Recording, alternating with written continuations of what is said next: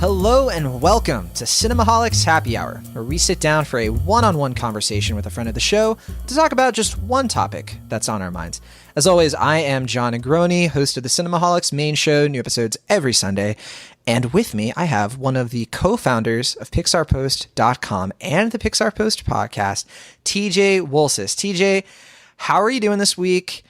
I'm so excited that you're here on Cinemaholics for the first time. And, well, first, let's get the introductions out of the way, but I have a big question. We'll get to it. Okay, fantastic. So, yeah, I'm doing great. I appreciate the invite to come on and chat, because anytime I can talk about Pixar, being the Pixar experts that we are, I'll go ahead and throw that stamp out there. That's right. It's true. You know, we love the opportunity to chat about it, so we're doing great. We got some exciting sneak peeks, if you will, as part of the Wreck-It Ralph trailer and a couple other things that have been out there. So we've got some Bob Iger news that was talking. So there's been lots of good news coming, and getting excited for all the upcoming Pixar films. Yeah, I love referencing Pixar Post on my own blog. Whenever I'm doing like a Pixar thing, you guys are usually one of my favorite sources. And I want to, I was thinking about who to have this conversation with. Our episode is Pixar in Decline. And, TJ, I'll say it, like, we met at the Inside Out event a few years ago. Yep. And when I was considering this, I was like, you know what? Who are the most, like, who are the smartest, most like well-rounded Pixar fans I know? And it was a tough competition. There were a lot of ones I love and respect. If you're listening right now, I apologize. No, but yeah, absolutely. Yeah. TJ, you and Julie, I'm a huge fan. I love your podcast. I love your takes on Pixar. And so I feel very honored to have you on. Well, I really appreciate that, especially because, yes, there are some other fantastic Pixar sites out there who we're also friends with as well.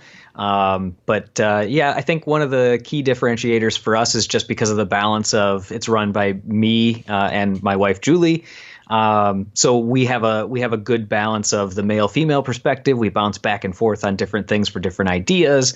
Our passion for it has grown out of many, many years of animation and Pixar fandom. So it's one of those things that we don't take lightly, even though it started as just this fun project for us. Yeah. And so I appreciate it very much. Yeah, it's like, 6 or 7 years now, right? Yeah, so we started in March of 2012. So we've, our passion for it was much before that, but that's when we formalized it in the website and said, what should we do? We want to do something more about this. That's fascinating. March of 2012, because in April of 2012, I started johnnegroni.com.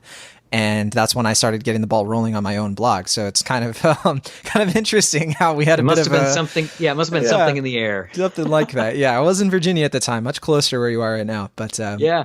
Okay, on to the main thing here. Well, first I want to ask you, because we don't have any Pixar movies coming out anytime soon.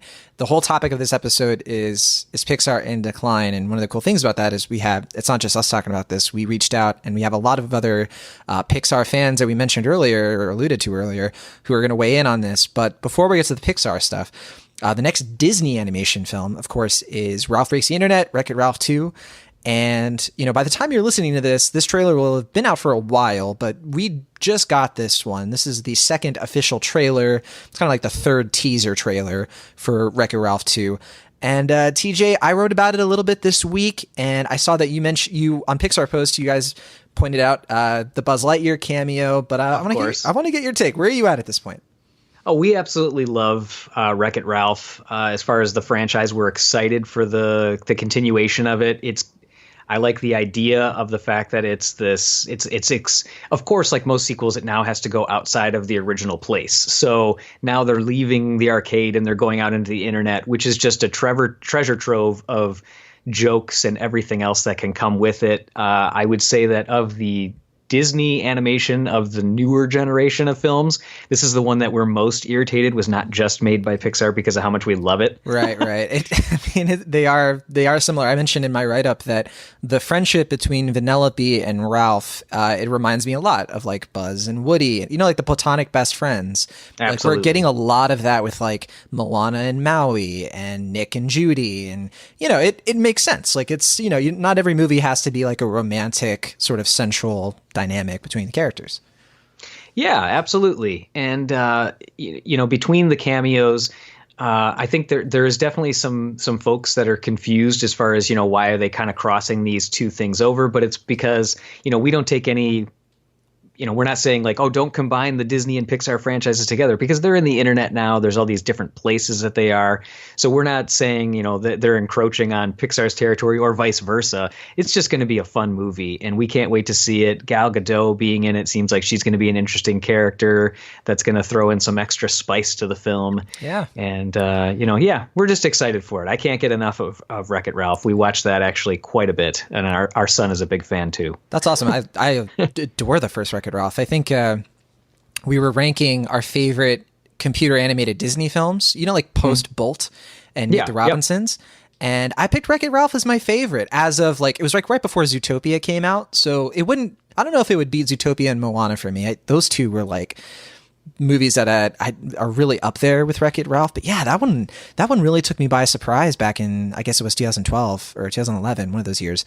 And 2012, because it was up against Brave for the Oscar, and that was the upset. And I remember there was a lot of people mad that Brave won that over Wreck-It Ralph. But it took me by surprise too, because it was the first one that felt not princessy, not as youthful. It was more of a definite where it steps into that Pixar territory, like we were talking about, and just the overall, the creativity of it, the visual aspect of it.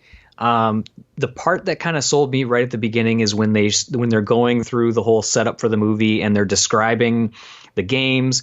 It was also at the beginning of that whole 8-bit craze, where the artwork was in that style. And then just the creativity of traveling through the power cords and the surge protectors kind of being central station was just, I immediately, right in the very intro, I was all over this movie. I think that is what elevated it for me at the time, was the world building. If we have to compare it to Brave, the other animated film, the Pixar film that came out that year, I was just a little bit more in love with how the continuity worked, with the rules and kind of the main thrust of the story. I know a lot of people complain about the whole like Sugar Rush environment being a big focus of the movie, but for some reason that always really worked for me because it was so crucial to the Vanellope character and I cared about her. So by result, I cared about that area, I guess. But we could talk about Wreck-It Ralph all day. Not what we're here to discuss in full, but it is a conversation that we'll definitely be revisiting once Wreck-It Ralph 2 comes out and see how that does, especially with Rich Moore directing it once again. Exactly. Now, with the main topic here, TJ, I brought you on to talk about something kind of heavy, and that's kind of the state of Pixar at this point. I was asked on Quora a few months ago here's the actual question. In your opinion, is the quality of Pixar movies declining? And this is a tough question to answer because a lot has happened in the last year with Pixar from an organizational standpoint, from kind of just a consensus, like the narrative around Pixar. I went on YouTube and I was like, okay, I wonder what the YouTubers are saying about this. I kind of talked to them like they're a monolith or something, but you know what I mean? Like, I just wanted to see, okay, what are the video essays? And there are a handful of prominent, Disney, Pixar bloggers and influencers who have done entire videos, like long ones too, about like, there's my problem with Pixar, is Pixar failing, stuff like that. And, I couldn't find one that I was like, oh, that one's really good. Like there wasn't one that I was like, oh, I got to bring this up on the show specifically, because a lot of them I was kind of just disagreeing with the entire time. Not that I am saying an answer to this question is a different way from what they're saying. So I'll start with you, TJ. How would you simply answer this question? It doesn't have to be one word, but how would you put it? Well, I don't want to discount anybody's feelings on it, because Pixar is definitely different today than it was in 95 or 2005 or whatever you want to, whatever era, whatever date you want to look at. It's definitely a different company. So is it declining? I guess that's all depending on how you look at it.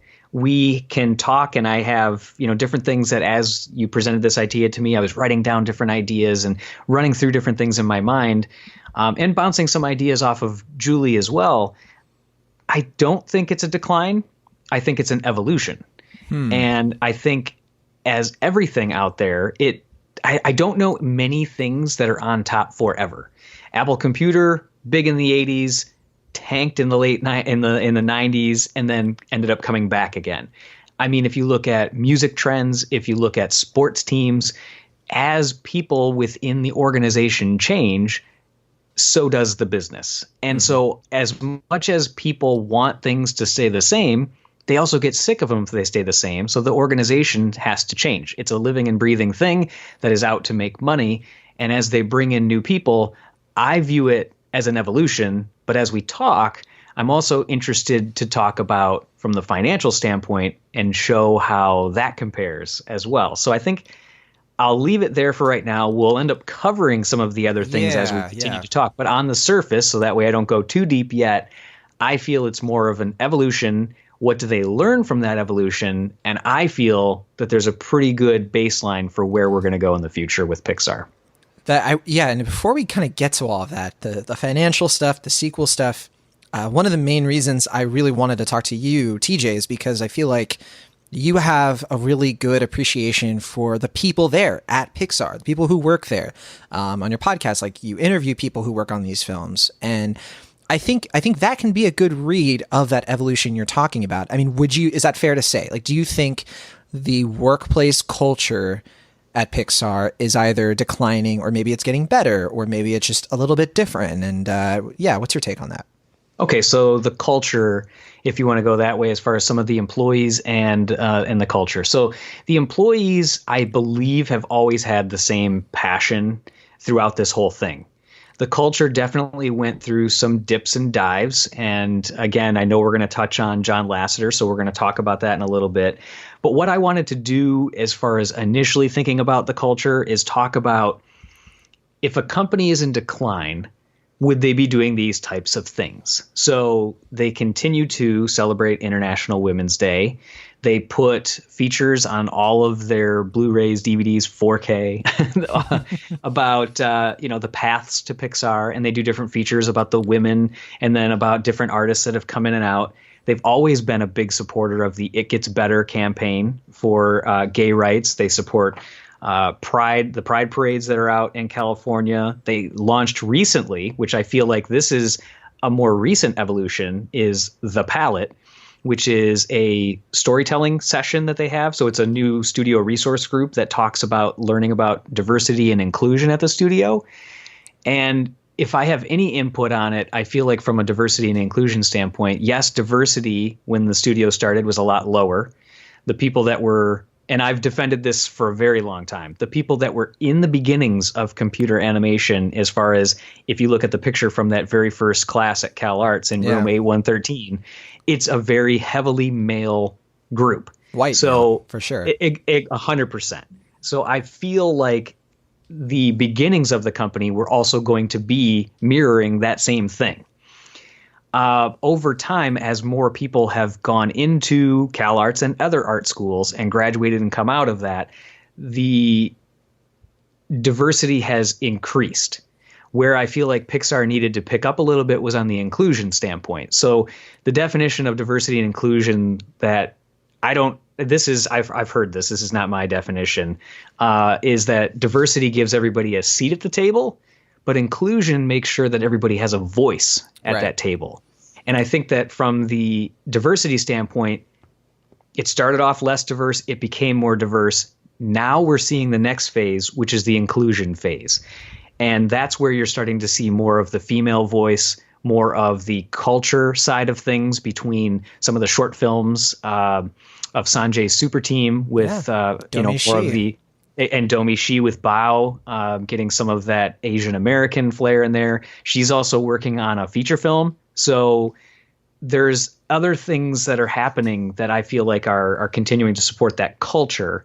And then they just do fun things too, like PixarPalooza, and which is their music festival they do every 2 years, and Motorama, where it's a car show that they do every 2 years. Every one of their events that they do supports all families too. So your families are all invited and those types of things. So I think from a culture standpoint, I feel it's going to be even stronger moving forward. They definitely had hiccups over time. And it was exacerbated for sure with the John Lasseter issues that arose that definitely set them back. And especially also, I'll say, with the Ed Catmull wage freezing issues that came up there for a while, too. So he was involved with that. So there were definitely cultural blasts. But I do feel like they've taken the steps to prove that they're interested in making this better for people. Yeah, I mean, we're both Pixar optimists, I would argue. And I think that's what you're referring to with the Lasseter thing. You know, we don't have to go into too much detail yet, but, you know, just to sum it up for people, you know, what happened, of course, we don't know a lot of the details, but Lasseter was put on suspension. He's going to be out permanently, I think, by the end of this year. I think they're still relying on him a little bit for Toy Story 4 consulting. But, you know, aside from all of that, we don't know specifics, but there were sexual harassment allegations. Something happened related to, you know, issues with gender dynamics going on. And one, you know, fair thing to bring up is that, you know, it wasn't just Lasseter. Some people, there was Cassandra Smolchik, who came out and was like, it wasn't just Lasseter. It was kind of, because Lasseter got away with this, you know, there was kind of a boys club mentality. She wasn't able to, you know, progress at the company. And, you know, we can kind of look to Domi Shi, who was elevated by Pete Docter. One of those programs, I forget the name of it, but the one where they allow you to pitch, you know, your own original ideas. You know, that's kind of what got her that, you know, chance to have the feature film that she's reportedly working on. Exactly. I think that, it's complicated. Right? Like if anybody was going to tell me like Pixar's completely evil or something like that, I'd say, no, I mean, there are problems. There are places where they really need to improve in terms of that workplace culture, but they are making the effort. I think, you know, another side to this isn't just the, you know, the workplace culture and people feeling, you know, being in safe spaces and being able to avoid like toxic, you know, abuse from male employees. There's also, you know, this idea that Disney and Pixar are kind of at war with each other almost. Disney Animation, to be more specific. And sure. Yeah, and I'm glad you brought up all that stuff about the specific Pixar related things that they're doing, because they are different. You know, we were kind of talking about how Wreck-It Ralph kind of reminds us of, you know, Pixar, you know, qualities. I think a lot of people would say it about Zootopia. There's a reason why whenever I talk about Pixar movies, people are like, oh, well, my favorite Pixar movie is, you know, Meet the Robinsons. And then that's a problem. You know what I mean? It's just, the absolutely. Blinds are as blurred as ever. And I kind of feel it. I kind of feel it sometimes of like, you know, now that Pete Docter is in control of Pixar and Jennifer Lee, you know, Frozen director, she is the head of the animation for Disney. Do you still see that division there? Not even a division. That probably sounds more negative. Sure. Do you see that, like, that line, that real like separation? So I think that's actually one of the things that I'm most excited about, is the separation between Pete Docter running one studio and Jennifer Lee on Disney's side. Because I think that with John, and if you want to talk about some of the beginnings of some of these other things, I think John just was too stretched on some of the projects. So let's forget about the culture for a second, right, and talk about the films. And I think that, you know, John was too stretched. He was putting his time and attention into Disney Animation Studios and the revival of that. It's probably a more interesting project at that point, because he felt Pixar was a self-sustaining entity that was just going to continue to roll forward at the pace it was at. What's the point of, you know, why would you assume anything else? And Disney became this project that he could take over, change, and evolve, and you know, put another amazing stamp on his name as far as to say, I did this as well. But I also feel like, yes, the lines got blurred. And if you want to talk about us being optimists, I definitely am. But there was one thing that I always questioned and said I don't think it should have ever been done, which was the movie Planes, being made out of Disney Studios, but in the Cars universe. Disney, it was Toon Studios. Yes, exactly. But that one always bothered me. I thought, you know, of course, nobody's going to make every decision right. And I don't want to question his decisions. They're his decisions. I just didn't prefer it as much. Then they made a sequel. I mean, then it's like, okay. Yeah. So, but I think in general, I feel like I like the division, because although they are still going to share some services together in terms of I wouldn't expect that the brain trust is going to split back out. They do have individual brain trust sessions, which are, again, just a level set for anybody that might not know. It's like their most senior creative people that get together and discuss and break down the films in the different stages. And they say, what should we be doing differently? And they spitball ideas back and forth. And right now they have individual ones, and then they also have group ones where they can help each other across studios.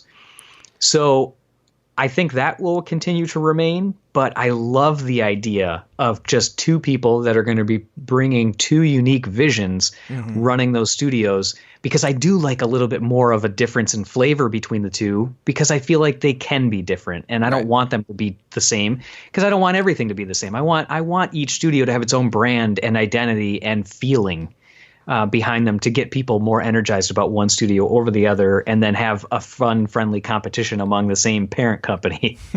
So let's talk about the quality of the films in their own context. We've kind of discussed, okay, what's the state of the company, and there's a lot more we could get to. But real quick, I do want to talk about the movies themselves, and a lot of the complaints toward the Pixar films of the 2010s compared to the early 2000s is that, sure, you've got Inside Out, we've got Coco. You have people like me who love The Good Dinosaur, but, we're unicorns, basically. Yes, yeah. So those are the three original Pixar films post-Brave. And, I'll actually just reference, this is how I answered the question on Quora. I answered this in March of this year. Okay. And the question, as I'll repeat, was, is the quality of Pixar movies declining? And my response was without question. I think that Toy Story 3 marks the end of Pixar's Do No Wrong run. I think they had a golden streak. I think that every film up until Toy Story 3 had been above average or excellent. I count A Bug's Life, I count Cars as the above average films, and then everything else I would say is at least excellent. And then if I look, though, at the 2011 and on, which starts with Cars 2, I think you have fewer excellent films, a few more above average films, and a handful of average films, and then one outright bad film, which is Cars 2. And so that's why, to me, it's like, well, that is a difference of decline, literally. And I think that's where the narrative sort of comes from. It's like, okay, you have two excellent films. You have Inside Out and Coco.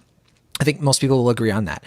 I think people will at least give The Good Dinosaur above average. I personally love it. I think it's a great film, but again, not everyone agrees with that. And then I think Cars 3, Finding Dory, Incredibles 2, this is just my opinion. I think all of those are above average. I want to hear from you, though. Do you think I'm maybe off on this? Do you think that those films, any of those films, are either average or, and whatever rating system you want to use, really? Sure.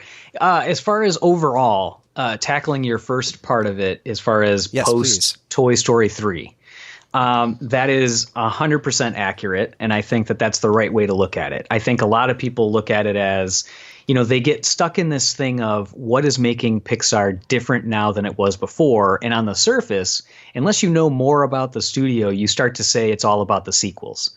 And people are like, well, there's all these sequels now. And so definitely, if you look at their first 10 films, they only had, and I break it up as 10 and 10, not by the years so much, strictly because they're at film 20 now with Incredibles 2 as their 20th. I respect that, keeping it clean. So the first 10 only had one sequel. So 10% of the film's sequels. The second 10 had 6 sequels. So that's Toy Story 3, Cars 2, Monsters University, Finding Dory, Cars 3, Incredibles 2. Right. So I feel like some of the blame gets placed there. Now, where I think it goes and where I think that you start to notice the difference more is on the style that you're looking at it from, and you kind of answered about, which is the quality of the films, which is the basis of, they always say story is king. So I feel like it's the basis of the story, because I don't think anybody argues that the animation quality, the effects, the lighting, everything that comes along with a Pixar film is not stellar on all these. Absolutely, yeah. So it is the story that is the basis of these. And this is where I think if you read some of, the books that are out there, like Creativity Inc. that Ed Catmull wrote, he starts to point out that, maybe they didn't do so good of a job as far as transitioning folks from the original guard of, all these original films by John Lasseter, Andrew Stanton, Pete Docter. Right. I mean, they were the heavy original creators. And then you even got Lee Unkrich in there. And Brad Bird, can't leave him out. And Brad Bird, of course. You've got all these heavy hitters. But then as soon as you hit the era that you're talking about is when you start to notice the change. So John Lasseter did Cars 2, but it originally was not his film either. He came in to try to save it much the same way that he came in and tried to save Toy Story 2 and succeeded there, in my opinion. Yeah. But in this... Could be the best Toy Story film to a lot of people. It is not only my favorite Toy Story film, it is my favorite Pixar film. Oh, good to know. So Cars 2, John Lasseter's behind that. He was a big base for it. But I think this was the first one that shocked people. This is different than anything I've ever felt coming out of Pixar. And this is also the time frame that after the Disney sale in 2006, that these movies that were already created prior to the Disney sale, Ratatouille, WALL-E, Up, these were ideas that were around prior to that sale. Right. And Toy Story 3, in fact. So Cars 2 is now post-Disney sale. Things are different. We should say real quick that sale was 2006, I want to say, either 2006 or 2007. Like when all of that went down. So like you're saying, those movies were already in development. Ratatouille, Up, WALL-E, and then like you're saying, Cars 2, boom.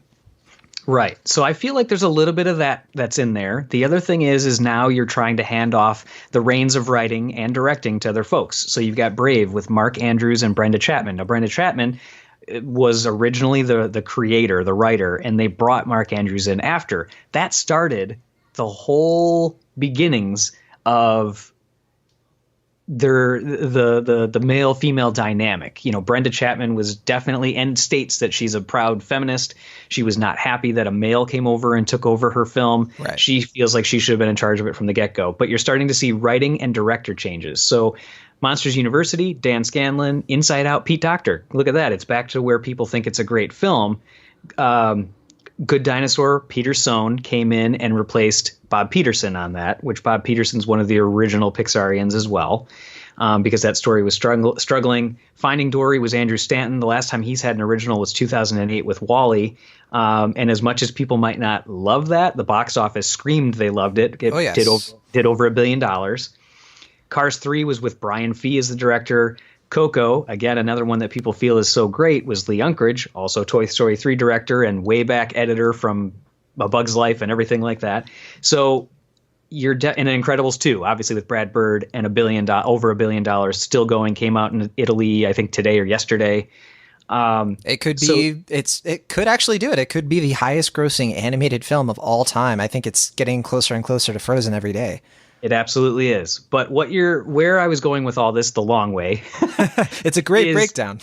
is that Ed Catmull noted that maybe they didn't do the best succession plan between the original guard and the secondary guard. So it's not about sequels, in my opinion. It's about the story and the people that are writing these. I think that the people that got put into these positions either didn't have the same magic or collaboration or whatever it might be. Now, I don't want to say that I dislike any of these people. For anybody that knows me and Julie, they know how much we absolutely love Dan Scanlon's writing style, his comedy, and his direction on Monsters University. We both love that film. Yeah, I did a recent post of which Pixar plot twist is the best. And yeah. I almost went with the Monsters University twist. I think that it's genuinely inspired. I went with Ratatouille instead, but still. Oh, Ratatouille. Masterpiece in my mind. So I think it really comes down to story, and maybe these folks just weren't. And I don't want to put them down. So don't take it that way, anybody listening. I don't want to make it seem like I don't respect these people. Peter Sohn is a genius at what he does. And I talked with Mark Andrews about his upcoming film the last time I was at the studio with him. And I just think that there's so much there, but it just felt different to people. And John Lasseter was busy taking his feelings to Disney potentially a little. And I think they got more of the Pixar vibe there for a while because he was kind of like the brainchild behind that original 10 or so films of Pixar. And to an extent, it's debatable. It's a little debatable how much influence creatively John Lasseter has had over the years. I think some people will argue that Lasseter, he started out as an animator. Maybe sometimes people give him maybe a little bit too much credit. We don't know 100% for sure. It doesn't have to be one or the other. So I'll just put that out there. Well, yeah, I'll tell you why I kind of think that there is a lot of credit that's deserved there, actually. Because in the interviews that we've done with Pixar folks, unprompted by us, a lot of times when we're asking questions about specifics that we like or that really stood out to us, the person we're talking to, again, totally unprompted, goes, "Oh, so amazing that you guys brought that up. That was actually John Lasseter's doing." Yeah. And again, he gets credited all the time. Yeah, I mean, we hear it again and again from employees that are working on the projects that when they're in the room with him, they're like, he said I should do that. And he does sprinkle in a lot of input into the direction that some of these films should go. And he gets credit for it because I think a lot of it he does do. Yes, I think it's over credited, but I think he does still have a stamp on many of those films that are out there and worthy because of the amount that we've heard it straight from the director's mouths. Right. And I think you have to, especially with the first Toy Story, I think he was a big reason the negotiations between Pixar and Disney worked out the way they did. He was he was part of the brain trust. And, I've heard him talk about it. I've heard Stanton and Doctor talk about how they sold the movie, and they all credit Lasseter as kind of the person who pushed Toy Story in the direction that they wanted it to be. That said, one thing I do want to say, because a lot of people will hear everything we're saying and say, well, you know what? Yeah.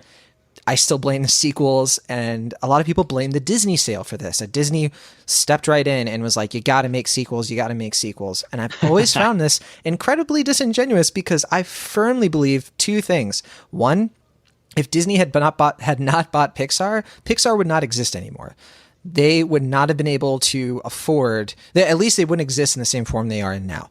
They wouldn't have been able to afford being an independent studio moving forward. They had a lot of money problems that decade. That huge creative output came at a huge cost. The other thing is they would have done sequels anyway, because that is just the cold reality that they had to create sequels in order to keep generating their creative output in more original films. And that's kind of what we're seeing. The pendulum hopefully will go in another direction. We're supposed to be getting 4 or 5 new original films starting in, I think, 2020, right? So, correct. And then going through 2022.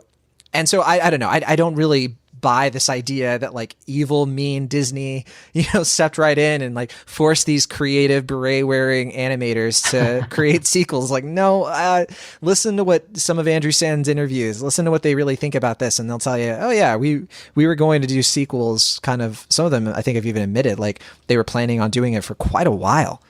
Right. But they wanted to do another original film in between those. Right. They did kind of go back and forth on that of like, oh, we'll do an original here and then we'll do a sequel here and then so forth. And then that kind of, got a little messed up because Good Dinosaur was pushed and then Newt was canceled and then it didn't quite work out that way. So bottom line, I guess is what we're saying is like, sure, the quality declined a little bit, but I really buy what you're saying in the sense that it does have a lot to do with the story here. And do you kind of feel like the best Pixar sequels, first of all, which ones do you consider the best ones? Obviously Toy Story 2, but then what would come next for you? Oh boy. So I guess I would probably say Toy Story 3 would probably be the next. Incredibles 2, Monsters University. It would be the way that I might put them. And then from there, if I had to go further, I'd say Finding Dory, Cars 3, Cars 2. Interesting. I think I like Finding Dory maybe a little bit more than you, and maybe Incredibles 2 a little bit less. Okay. But, I go back and forth. I really love Incredibles 2, but there are things about that plot that just don't work for me at all. That's a conversation for another day. It's still like one of my favorite movies of the year. I'm just being, negative for the sake of it, I guess. No, I understand. And I'll say that Incredibles 2, I'll tell you exactly why I love it. It's easy. Yes. Screenslaver's monologue. I absolutely am obsessed with. I love the monologue on its own, but I just don't like that it doesn't fit with the other threads of that movie. It just feels like it doesn't belong to me. But maybe I'm misreading it. Oh, well, that I mean, everybody's got, of course, their own take on it. Sure. I loved it. I love the fight sequence with him. That whole thing, how dark it was. That was a different move for Pixar. Yeah. I also love the fight sequence between Jack and the raccoon. I was going to say, easily, my favorite scenes involve Jack all the way. 100%. And yeah, and I think that's super cool too, that was actually originally in the first movie, was supposed to be there, but they didn't have the technology to make it happen, so they had to bump it to the second film. So I mean, if you know Teddy Newton and his style, he directed the short film Day and Night, in case anybody just wants to, even just has to have a quick point reference for it. But he was integral in the first Incredibles. So the fact that scene came back in, as soon as I saw it, I'm like, this feels different. And now once I found out that it was his scene, I'm like, that explains why. I'm blanking on this, but do you remember which Pixar film Day and Night was attached to? Toy Story 3. Remember. Thank you. I was like, I know I saw this in a very specific theater, and I was like, there were 3 Pixar films. I was like, I was not Ratatouille, because I remember that was Luna perfectly. Okay. All that said, so okay, I think we're kind of on the same page here. Real quick, I do want to talk about the new Pixar films that are coming out that get me personally excited. The reason I don't think, I think Pixar right now, again, it's like a pendulum. I think they're kind of in a little bit of a slump, but it's not a bad slump. There are still good to great movies coming out from them. It's just different. Like you said, it's not the golden streak. I personally don't think the golden streak, again, like you said, could have maintained, a run through the 20 teens. Pixar would have gone out of business. They would have gone bankrupt. The thing that's amazing though, is just the reason why I think people feel the way they do, and why I think people like us have this passion for Pixar, is because that run of success was absolutely unheard of. Exactly. I mean, it's just from 95 to 2010. I mean, that is an insane era that really they were able to maintain. And so I think that created this mystique. So as soon as anything felt different, like I said with Cars 2, it went in with this, like, people were bringing their kids there, and then all of a sudden now the car is saying kill him, and there's all these other things that are being said in there that they're like, whoa, this is different. I feel like it just jarred people so much that as soon as things didn't then continue back on as if this was like one speed bump in the road, it all of a sudden said, hey, wait a minute, what's going on here? So yeah, there's a definite difference in the overall feel of them. I'm actually interested to get your take on the differences, because I also look at the differences in the music. And Randy Newman doing the music for the first, I can't recall, several films. I mean, 4 or 5 films. It actually feels different when Randy Newman does a film now. How do you think the music plays in with the difference of the films? I actually think one of the things that has improved to an extent has been the music, honestly. I look at Michael Giacchino's score in Inside Out. I hold it right up there with Up. I look at, oh my goodness, I mean, you did a whole episode about this, but the music for Bao, the short film, I listen to it all the time. It's so good. Toby Chu's work was incredible. What people, I think, miss about that short is that the music is so layered and detailed, and the more you learn about it, the more that you get so much out of what he was trying to do there. It really is inspired. I love the music for The Good Dinosaur. I love the music for, I think what they did with Incredibles too was subtle. Because I listen to the end credits all the time on my own rotation. But if you listen to some of the changes that they did for the sequel, it's really good. It really does capture the spirit of the first one, but it adds just a little bit more. So, and I think I love Randy Newman's work with the original Toy Story films.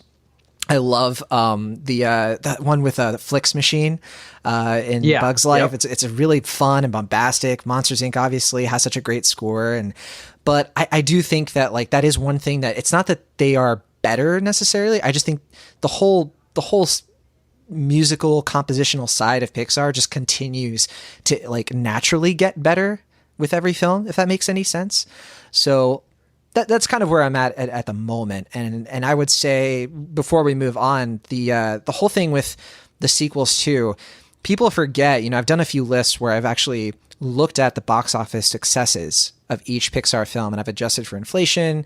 Yep. And try to keep it in mind of like, how many markets were open, how many theaters and screens these films premiered on, the international and all that stuff. And if you really look at the domestic box office, a lot of the Pixar films that were coming out during this golden run between 95 and 2010 were never as high. They really weren't. I think like the big outliers are Finding Nemo and Toy Story 3. Those two films were extremely successful. Right. But even like Incredibles, which is about its sequel, is about to be the biggest film of all time, it didn't quite land with audiences in the way that we're seeing with Incredibles 2. And so I don't see... I see the business side of it, I guess. I see looking at these films, putting out the sequels and understanding, okay, Toy Story 2 and Toy Story 3 were such huge successes. We got to make Finding Dory. We have to make Monsters University. We have to do this and this and this. And I understand it. I get why they made the decision they did. I think there was just a little bit of a lag in execution, but I am looking forward to the next big run. And I think it could be setting a precedent for Pixar films that are original, like Inside Out. Inside Out is an original film. Coco 2, both of those did gangbusters at the box office because of that mystique you're talking about. It's like, this is going to be one of the great Pixar films. And the strategy, especially with Coco, the way that they tied that into the release in Mexico is really what pushed that film to being such a runaway success overseas. So I sort of see a lot of optimism in that. Real quick, let's break down the next few Pixar films. We know some things about a few of these. I know you're the expert, so I feel like you know way more than I do about a bunch of these. So from what I can gather, we've got 5 projects that are basically confirmed. A few are more like set in stone than others. We've got one coming March of 2020, and then another one for June of that same year, but I'm thinking that's kind of like, I don't know, is that right? Like, could they be pushing that? And then not another one until the next June of 2021, and then March of 2022, and then June of 2022 again. First of all, what do you make of these release dates? Because I find them nebulous at best. It's very interesting. This would be the first time that a Pixar movie for the March of 2020 would come out in March. It's always been June or November. That's like the Disney slate, right? Like that's when Zootopia came out. Yeah. Yeah, exactly. So it would be the first time there. In June, frankly, so where we're kind of slotting these is because the only thing that we know about that's coming up is obviously, as you already mentioned, Toy Story 4, and that's next June. So less than a year away, yes. June's the sweet spot, man. That's the Pixar loves June and November. Exactly. And then this March one, we have to assume, because we don't know anything else, that it's Dan Scanlon's movie, which is about the suburban fantasy world. Right. So what do you know about that? Well, Corey Ray is producing. Absolutely. And it's supposed to be a post-magical world where there are humans living alongside elves, sprites, unicorns are like rodents. That's like one of the jokes. There's supposed to be trolls in this. And it's about 2 elf brothers who are trying to use, like, basically magic has gone out of this world apparently, and they're trying to find the little magic that's left so that they can reconnect with their dead dad, which to me is like, okay, that's how I'm going to be spending my summers, like bawling over elves trying to, it's going to be fun. This definitely has the ability to be super emotional. And I don't know when Dan Scanlon pitched this. I don't know how at the D23 2017 festival, I don't know how he didn't break down a little bit. This is his life story of how his own father passed away at a young age. And he had never heard his father's voice until he stumbled across this tape that had his dad's voice on it. And he said he just had this like rush come over him of like, holy cow, this is my dad's voice. This is the only link I have to him. So how can I find out more? And that kind of spurred him to want to look for more. And that's kind of the basis of this movie. We can't say too much else about it, but I can tell you that animation's underway, and the working title I can't say, but it sounds fantastic. There is a patent that was filed, or a trademark, I should say, in Europe first, and then now in the U.S., that the movie is apparently called Outward. I'm not even just being coy about it. I don't know, but I presume it has to be the March 2020 release, which would go along with the next one that we know anything about and that I know that animation's underway for. So I have to assume that it's that movie, and it would probably be called Outward based on those trademarks. I did hear a rumor that production hasn't started yet, even though animation is underway. I think production is supposed to be coming in January of next year, but that seems really tight, right? I mean, I know sometimes the production can be like a year because they've already figured everything else. Like they figured out the lighting, they figured out all the art direction and everything like that. And this would just be, okay, now we're getting the voice actors in and we're actually like putting some like finishing touches. Do you think there's any credence to that, or do you think we just don't have that information? We just don't have it. We just don't have it. But I mean, you're right as far as timelines that it would feel tight, but they've done them in tighter timelines. Yeah, they have. And we should mention too that as far as Pixar films and like original ideas go, this is kind of like where it's getting rarer for them to announce their original ideas so far in advance, which is why this one is like 3 years out, as opposed to like, I think we knew about Coco for quite a while and we knew about Inside Out probably about the same amount of time, because they keep having this problem with like, Newt and Rio and Book of Life and Coco and Ants and A Bug's Life. You want to go all the way back to the beginning. Yeah. So actually, if you want to talk about some of that, we talked about and touched on it, some of the Disney influence, I actually think the announcing of projects so early is the Disney influence. I don't think they're telling them what to do, but I think they're saying our investors are hungry to know what's coming next. And they kind of did the same thing with the Star Wars thing, where now they pulled back and Iger has said, I was getting a little too eager with talking about it. The quicker you announce it, the more you're kind of committed to having to do these things versus just be agile and say, okay, that doesn't work.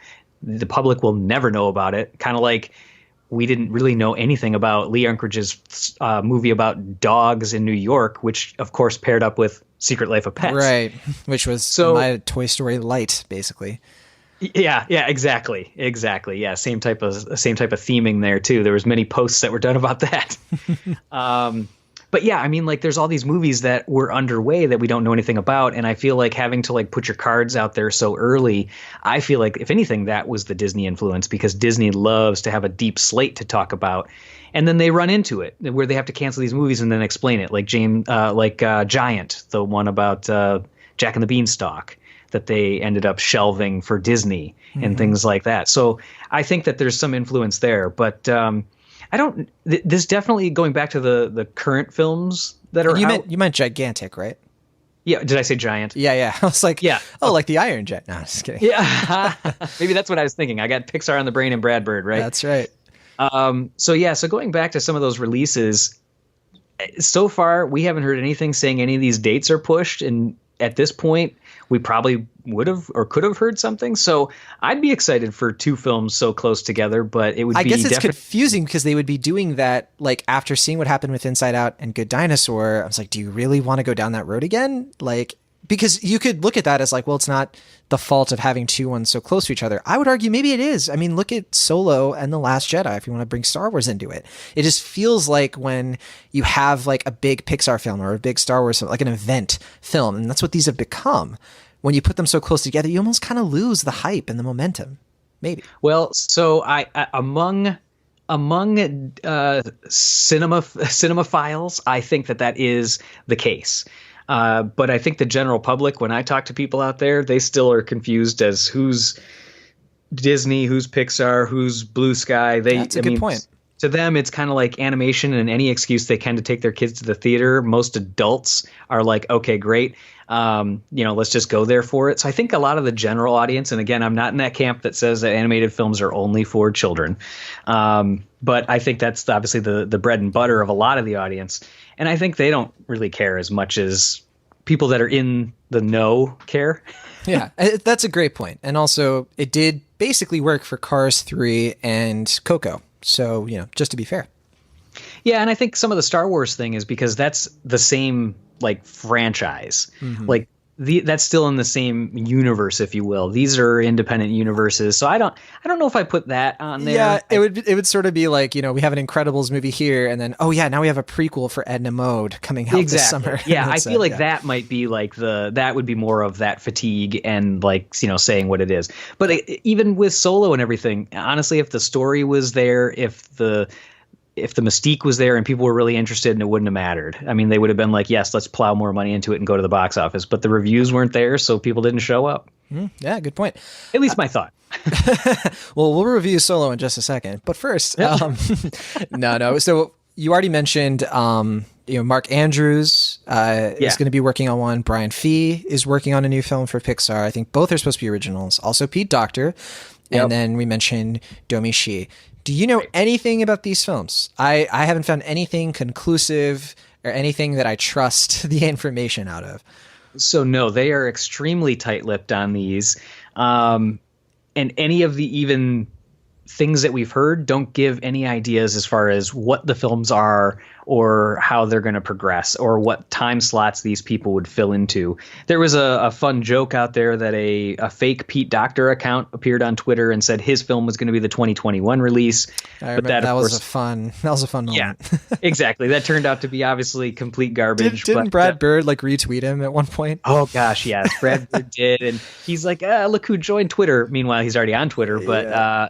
And then everybody else, Dan Scanlon, other folks were just like, this is definitely not Pete Docter on here. Yeah. So we don't know who's slotted to which, but we kind of know who's slotted in there in general. I mean, you never know if like Brian Fee's project would get moved off. Maybe that evolves into something else. Maybe Domi Shi's doesn't evolve the way it is because hers was literally kind of just flung out there, but there has been no news on that either. So all we know is that it's a March 2020, a June 2020, a June 2021, a March 2022, and a June 2022. There you go. But yeah, it's intriguing, and it's great though to hear, because when I bumped into Mark Andrews at the studio, I said, listen, I'm not going to try to get you to get anything out of me. I'm not trying to have you tell me anything. But what we're excited for your next film. And he's like, oh, it's coming along, but it's there. Well, so if anyone from Pixar is listening, the voicemail tip line for PixarPost is on PixarPost.com. Drop TJ and Julie a line. I'm sure they'd love to hear from you. Yes, any anonymous information is always welcomed. But we are definitely, I'll also say, we are not leakers in the sense that we're going to throw this information out there. I mean, like I already mentioned, I may know a tiny bit more, and I'm not even trying to sound cool, a tiny bit more about the suburban fantasy world movie Dan Scanlon's. But I mean, we're not going to say anything unless it's something that's out there. Like I was even like, should we even talk about this trademark one of the word onward? But I'm like, hey, they filed a trademark. That's not on me. Is it onward or outward? Onward. Do I keep messing this up? You said outward, and I was like, that's interesting, because I hadn't heard that before. I hadn't heard about the trademark news. So that's onward. Yeah. It sounds good. Yeah, I like the name. It sticks with that Pixar theme of like one word. One word movie. Yeah, that's all you need, honestly. One or two. Yeah. Okay. So, go ahead. Did you have an area direction you were going to take us? Yes, but no, go ahead. Wrap it up. Oh, I was just going to say, as far as from other things, like as far as Pixar being, on the decline, I started to just think generally outside of even the movies. Mm-hmm. And one of the things I thought about, too, is they are still the industry leader as far as rendering software that's out there. The RenderMan software is still doing great business for them, and they keep releasing more releases of it. They're making it more accessible to more people all the time. And that is still one of the benchmarks of renderers that are out there. The quality of their movies is still unmatched, in my opinion. They definitely, the thing that's always cool is they keep the current version of RenderMan for themselves, and then they sell the previous version. So they always have like the one step up technology that's next, which is something that's kind of cool. I mean, if you're going to develop the software, you might as well utilize it on your films first and test it before you sell it. Mm-hmm. Parks expansions that are going on in the Disney World and Disneyland parks. As well as the group that manages that relationship for managing properties outside of the studio is growing as well within there. And then even the archive. We should say Oh, go real ahead, quick, sorry. Pixar Fest, huge success. Loved it. I love all the new things that they're doing. They make the Cars movies better with that whole Cars Land, the Racing Academy thing coming out. It's all good. Absolutely. Absolutely. And then the final thing I was going to say there too is just, the archives. So they recently expanded their archives and they've done some brilliant things to protect their future based on the past work that they've done. So it goes to show that they believe that there is a history there that they want to preserve and continue to move forward as well. So I think that there is a change. It's an evolution. The quality of some of the stories might not have been what it was, but I am extremely excited for what's to come with all these originals, with some of the excitement and energy that's going on in the studio too. So that's where I kind of wanted to just like sprinkle in a couple things, not necessarily just film related. So we're going to read some responses from listeners and fans of the show who answered, is Pixar in decline? Before we do, TJ, okay, best animated feature 2019 Oscars. Who do you think is going to win it? It's going to be between, let's see, Incredibles 2 is up there. There's no Disney animation films, but we do have Smallfoot, which I just saw today. What was your take on it? Well, first, let's answer. First, I want to hear what you have to say. So, is there any other animated film? I know I'm missing a couple, actually. There's Hotel Transylvania. That might get nominated. Probably Ferdinand. Ferdinand was December, though. Okay, all right. And it wasn't nominated, I guess, was it? Or maybe it was nominated for 2017. I think there are some Ghibli films that might get nominated, but there aren't any on my radar as of yet. But okay, what's your prediction? Who do you think's going to take it? Well, I mean, it's going to sound obvious from me, but I do think it will be Incredibles 2. I think it's one of those things that had the popular vote behind it, which they clearly, like we said, talked about at the box office. And although the ratings were not critically as high as some of the previous Pixar films, it still was a lot higher than some of the other competition that they'll have for this year. Right. So between box office pull, between the direction and kind of power that Brad Bird has on some of his things, I think that honestly, I think it will be Incredibles 2. But that's, again, it's a biased view, and I'm well aware of that. Absolutely. Well, I guess I don't see the Academy caring all that much about that new Grinch movie because it's so derivative. Even if it ends up being a delight, I'm not the biggest Illumination fan. People know this. But yeah, I don't know if I see it setting the world on fire. And then also, I do hope, though, that Spider-Man movie, Into the Spider-Verse, I really hope that gets a nomination if it's great, because that animation style really looks cool. It really looks different. Yeah. But I have a feeling you're right. Incredibles 2 is probably the front runner. Smallfoot, not the best movie, unfortunately. Okay. All right. It was pretty average. Music was just... it wanted to be a musical once in a while, and it really didn't work for me. And the story was a little bit heavy-handed. I liked the message of it, but if you want to hear more what I have to say about Smallfoot, we'll have probably already talked about it by the time you're listening to this on Cinemaholic. So, fantastic. Okay. Yeah. That said, here are what some of our fans and listeners have been saying. I sent this question out on Twitter. Thank you, everybody who answered. Not going to be able to get to everyone, but we appreciate everyone who participated. First of all, there's Antonio. So in response to, is Pixar in decline? Antonio said, Pixar isn't in decline. They just face more competition from other studios and release more sequels, but only because that's become the Hollywood norm. I would only say that's always been the Hollywood norm, honestly, Yeah, or it has been for for a long time. Remakes and all that stuff. Once Pixar starts doing remakes, that's when I'm going to be a little, whoa, I don't know about that. Ooh, I would not be a fan of that. Yeah. Levi said, my thought is that the studio may have recently found itself in a place of financial rockiness. So we kind of talked about that. This is why it's been producing sequels for the past handful of years, and that some would consider superfluous. Finding Dory, Toy Story 4, etc. It said Toy Story 5, but I think Levi means Toy Story 4 there. Yeah. And since these are made from a place of financial motivation and less of a creative one, Pixar is no longer quite the powerhouse it had been previously. We really covered this. My only thing is that I think that I don't know if I would consider all of their sequels superfluous, with maybe the exception of Cars 2. What would you say? Yeah, I don't think so. I don't think that's the case. Cars 2, again, gets a bad rap. I don't dislike it as much as other folks. But yeah, that one felt the most like let's have some fun instead of let's write something that has more of a purpose. I really agree with this one. Jay Grandmaster said, financially, definitely not. No one can really argue that. Creatively, right. I would argue no as well. Coco is one of their best films in both an emotional and technical standpoint. I would agree with that. And Incredibles 2 is a better superhero movie than most live action ones. I kind of agree with that. In my like top of the year so far, I have Incredibles 2 and Black Panther as my two favorite superhero films of the year. And that's big. I mean, I liked Incredibles 2 quite a bit, more than Infinity War, Ant-Man and the Wasp. Do you agree with that?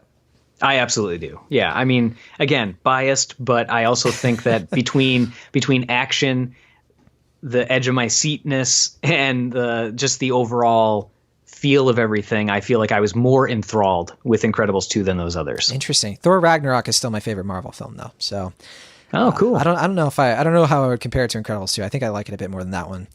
Okay, Ryan said, box office wise or creatively? I think we're kind of saying both.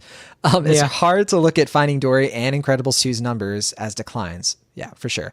Yeah, exactly. But this is interesting. Ryan says, but they definitely don't muster the feeling of early Pixar. I think you said that. You really touched on that as well. However, they put out two high quality films in the more recent years, Coco and Inside Out. For me, Coco's top 5. One of the reasons for that being the creation of a whole new world that we had never explored previously, especially you can say Inside Out too. That was a very new world.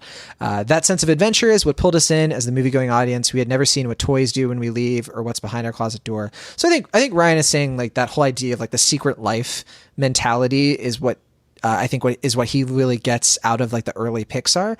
But I've always been more like, I like weird Pixar. I like Wall-E and the Good Dinosaur. I like when they do something that's not relying on the what if toys had feelings, what if feelings had feelings and all that stuff. Yeah, I kind of can go, I kind of see it all different ways, and I view it as just more independently. I mean, Inside Out is one of my top 5 Pixar films.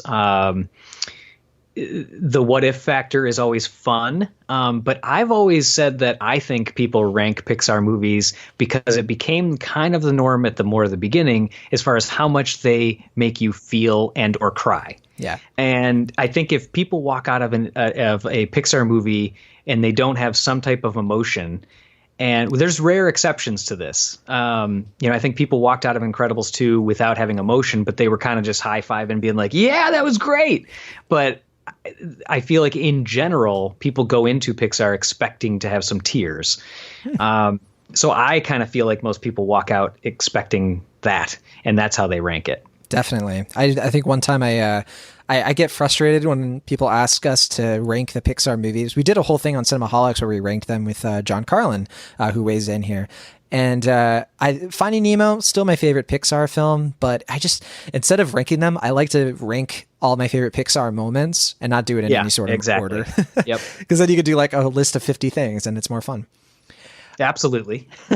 Okay. One of the Carlin brothers, Tyler Carlin, I consider him the indie comedy of the Super Carlin brothers. He's my personal favorite. Yeah. He said, I think the era of sequels will always be a challenge, but I think Coco is easily some of their best work, even in the realm of sequels. Incredibles 2 is far better than some of its similar competition. Iron Man 2, Age of Ultron, Guardians 2. So kind of echoing what Ryan is saying in terms of Incredibles 2, just really standing up with superhero movies. And I think that that's pretty fair. Mm-hmm, absolutely. Yeah, 100%. I have a running bet with Tyler Carlin for the Rotten Tomatoes score of Wreck-It Ralph 2. So stay tuned on that. The wager is, I think it's going to be an 83% on Rotten Tomatoes. He thinks it's going to be higher than that. And if I lose or if I win, so the winner gets to force the loser to watch a movie of the other person's choice, and then we have to talk about it on one of our podcasts. Tyler does the Bacon and Eggs podcast with Ethan Edgehill, so I might have to go on their podcast to talk about some lame film I don't want to watch. So that should be fun. We'll see how that turns out. Absolutely. Yep. Speaking of Carlins, Jonathan Carlin weighed in as well. He said, or Jay Carlin, of course. Yes. I like to call him Jonathan because we have the same name and that's mine. So, Oh, there you go. Yeah. But fine. Jay said, I don't think they're on the decline. I just wish they'd focus more on originals rather than sequels. Inside Out and Coco are masterful. Finding Dory, Cars 3, and Incredibles 2 are all fine, but pretty standard sequel material, except Jack. He's gold. And I think that's why, like Jay's mentioned this. I've heard him talk about how he's really looking forward to like the next 5 films being originals. So we'll get back to him. Maybe he'll have different thoughts later. You never know. Yeah.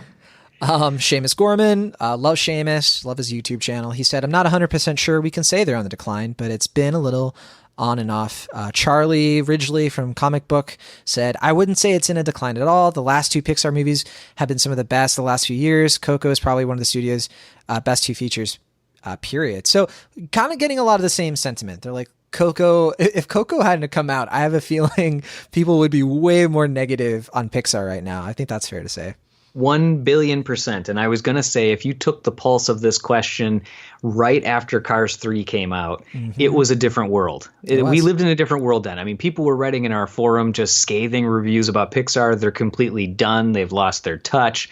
Coco revived the energy, and then people could look back to Inside Out and say, all right, there's maybe enough that I can salvage this company now. So I feel like people are taking more of that cautious approach now and saying, I don't know if it's a decline so much as, and then they come up with a reason. Yeah. Whereas before, right after Cars 3, people were just like out to get them.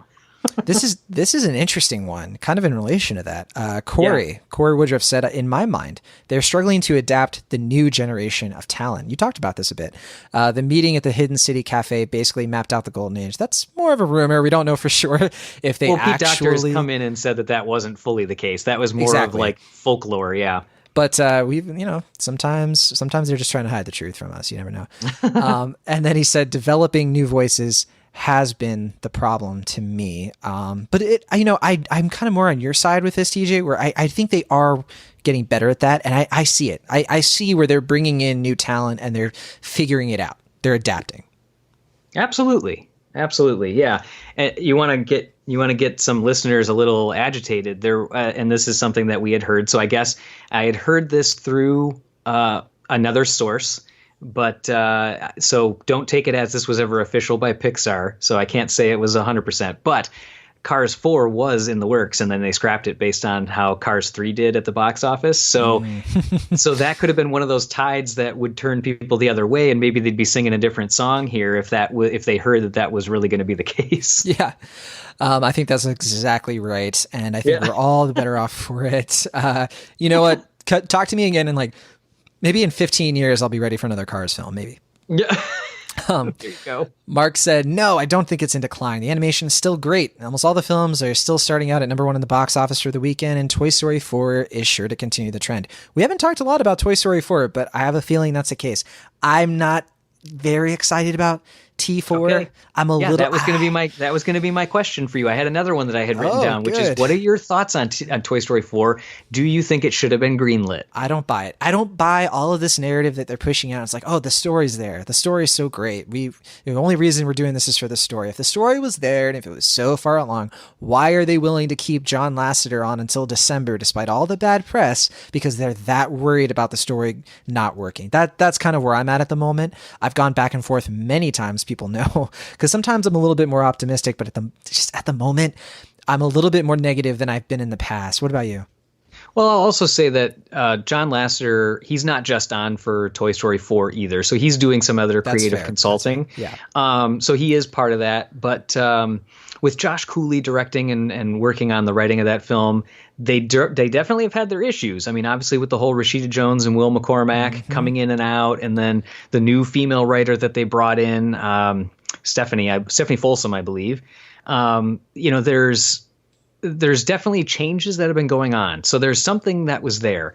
The original through line of, this is a love story based on John and Nancy Lasseter, their love story back in the day, and how Woody and Buzz are going to pair together and go search for Bo Peep. There was some question whether that was going to be the case. We heard the rumors that this was potentially some other type of adventure where they're in an RV going on a road trip.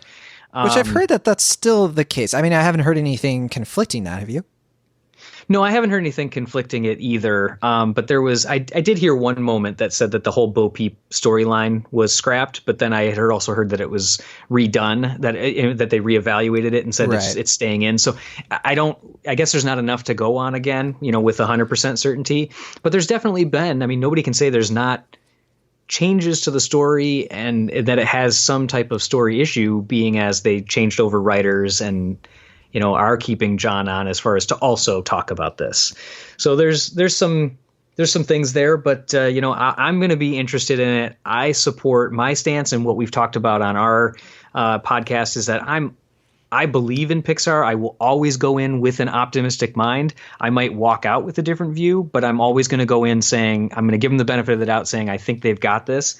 I mean, as much as, you even say, The Good Dinosaur was something that was different for you, that one is my least favorite. And I feel like it had some story issues that I wasn't able to get past. Technologically and visually, it was stunning.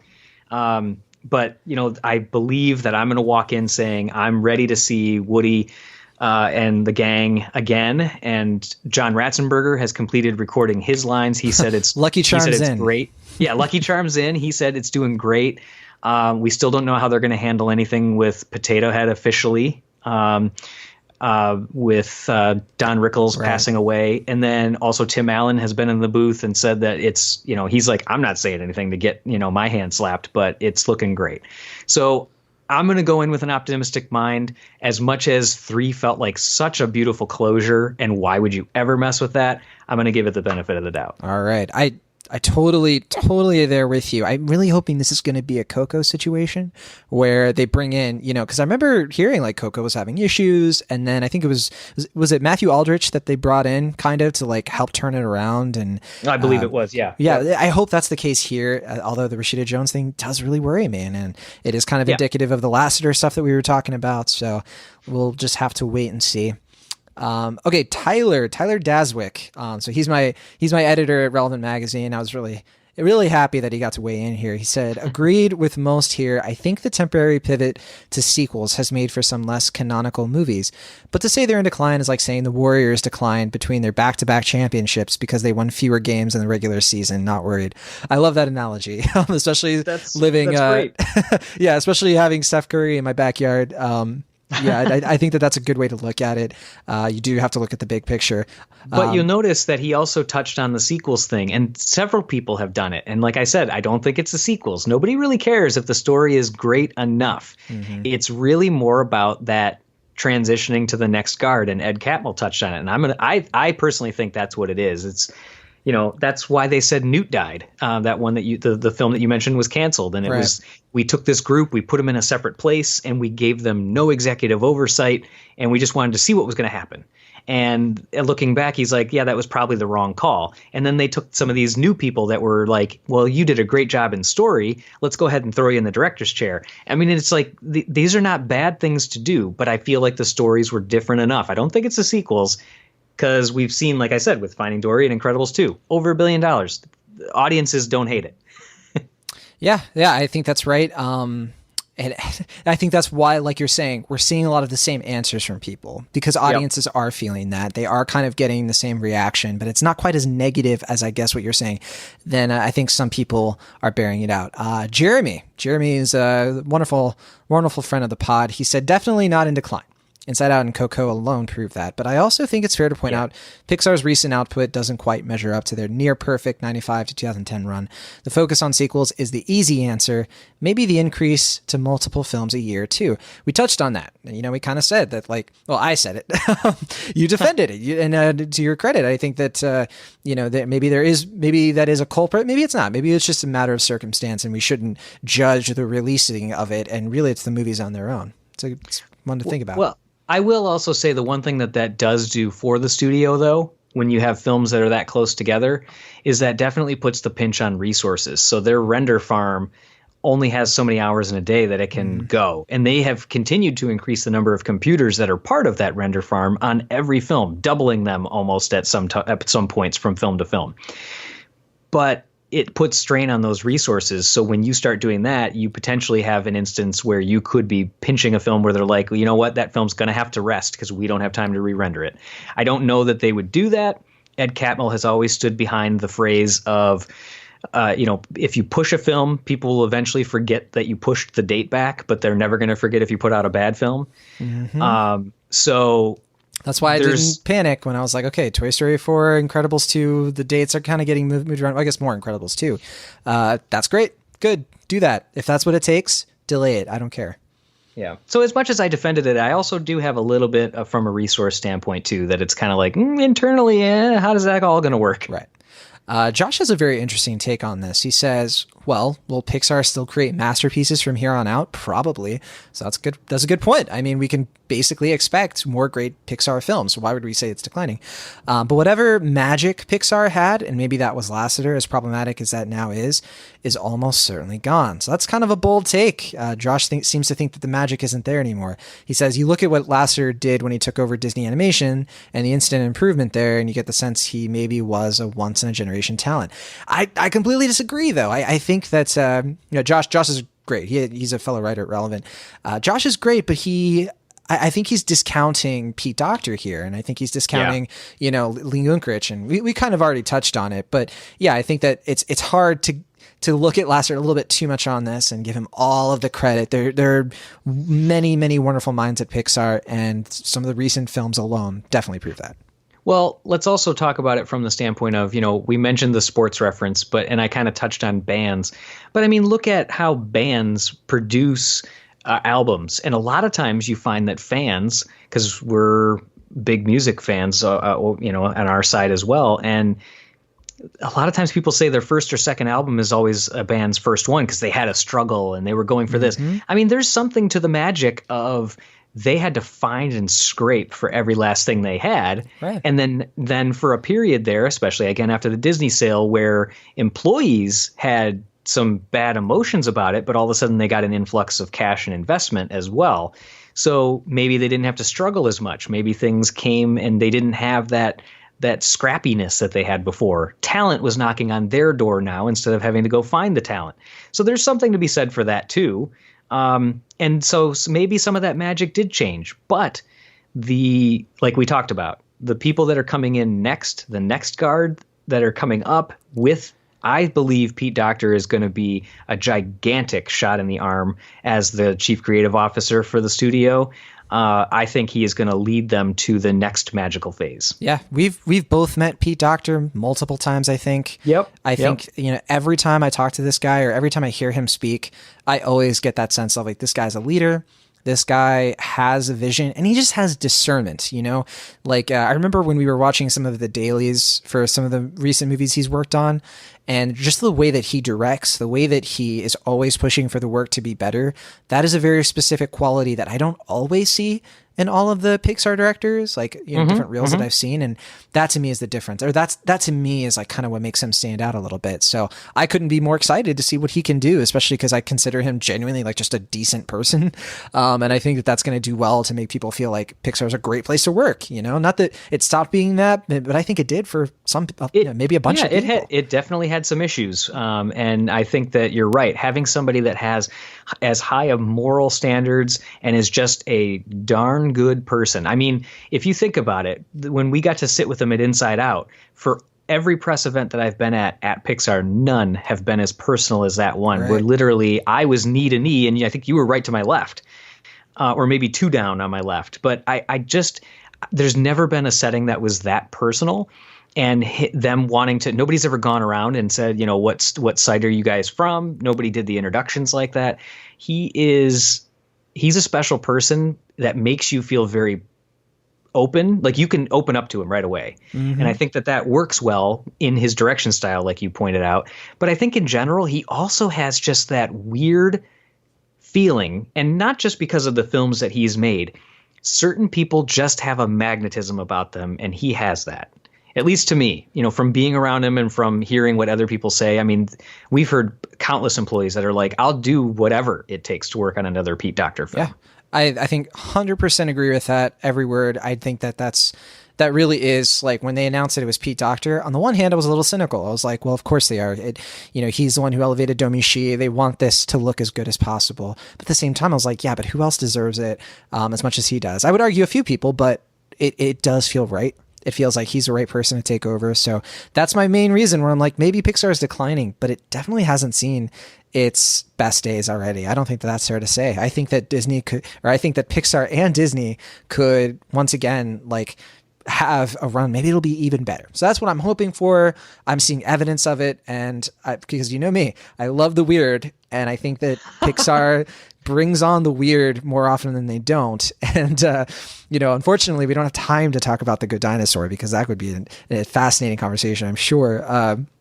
But okay, before we wrap up here, I do want to know, so you talked to Julie about doing this. I want to know, what does she think? Where is she at? As far as from the decline standpoint? Yeah. She is, so I kind of meshed some of her comments in with mine. She's on the same page as far as that. The happiest couple on earth. They just do everything together. Well, we do everything together, and awesome. to be fully honest, yes, we met while working together, and we've always wanted to work together again, which is one of the motivations why we started our site as well. That's awesome. Because we just have this. Once we get going together, the creative energy continues to spin.